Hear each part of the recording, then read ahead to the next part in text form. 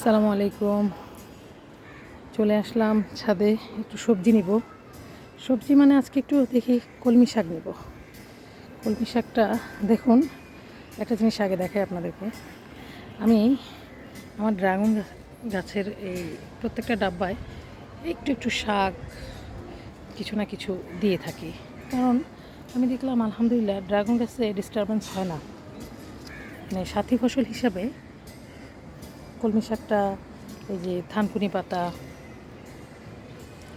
টুকটাক এক একটাতে এক একটা জিনিস দেওয়া যায়। এই ড্রাগনগুলো দেখুন, মাশাআল্লাহ,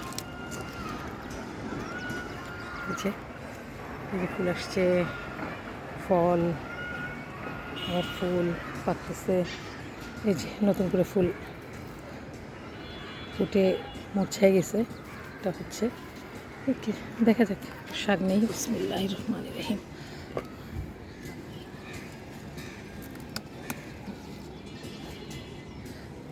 বিসমিল্লাহ।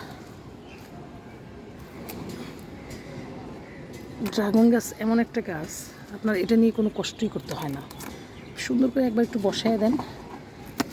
খুব বসাইতে যে খুব ঝামেলা সেটাও না।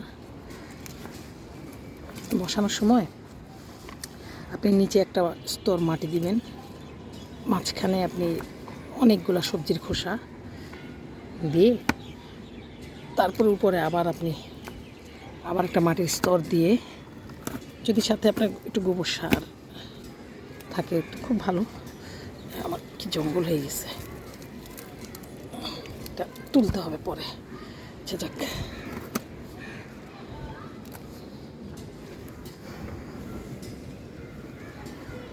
যাই হোক, তারপর একটা মাটির স্তর দিয়ে আপনি ওই কাটিংটা বসাই দেবেন। আলহামদুলিল্লাহ,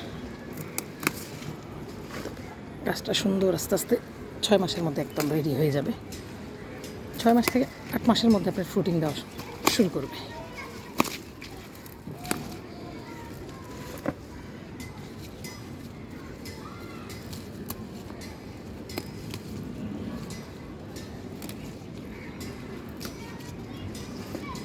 বেশ কিছু আগাছা হয়ে গেছে।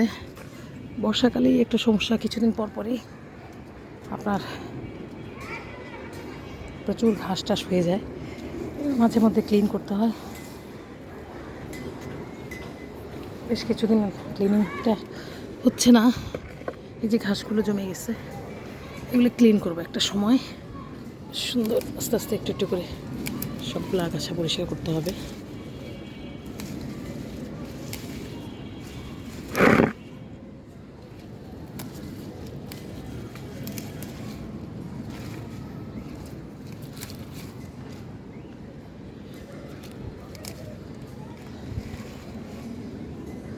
দেখেন লতি হয়ে গেছে, আবার একটু কচু গাছ হয়েছে, কচু গাছের সাথে লতি বের হয়েছে। এই যে কচু গাছ। ঠিক আলহামদুলিল্লাহ, আজকের মতো এখানে শেষ করলাম। আল্লাহ হাফেজ, আসসালামু আলাইকুম।